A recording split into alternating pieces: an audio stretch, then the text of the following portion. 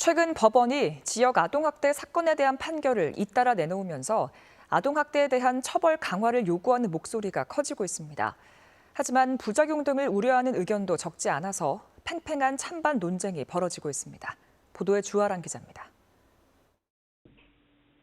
밥을 잘 먹지 않는다며 원생 15명을 120여 차례나 학대한 동구 모 어린이집 교사 A씨.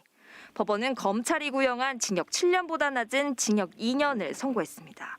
앞서 법원은 북구 모 어린이집 아동학대 사건과 관련해 가해교사 2명에게 각각 징역 2년에 집행유예 3년, 징역 1년에 집행유예 2년을 선고했습니다. 피해 아동과 그 가족들은 학대로 인한 고통이 크다며 처벌 수위를 높여야 한다고 주장합니다.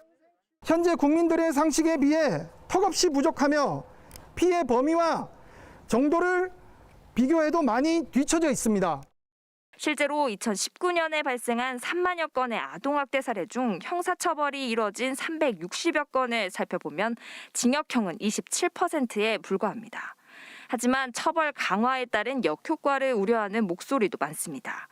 높은 형량에 따른 부담 증가로 사법부가 요구하는 증거의 수준이 더 높아지게 되고 이로 인해 오히려 기소율 등이 더 낮아질 수 있다는 겁니다.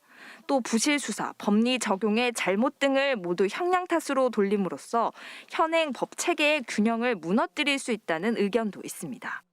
아동학대 범죄에만 처벌의 수위를 맞춰서 또 높이게 되면 결과적으로는 형벌의 밸런스 때문에 다른 범죄에 대한 처벌 수위도 높아질 수밖에 없는 문제점이 발생할 수 있습니다. 실제로 정인이 사건 이후에도 이런 부작용 등이 고려돼 기존 아동학대 법정형은 상향되지 않고 대안으로 살인죄보다 형량이 높은 아동학대 살해죄가 신설되기도 했습니다. 끊이지 않는 아동학대 범죄의 처벌 강화를 둘러싼 뜨거운 논쟁은 앞으로도 계속될 전망입니다. KBS 뉴스 주아랑입니다.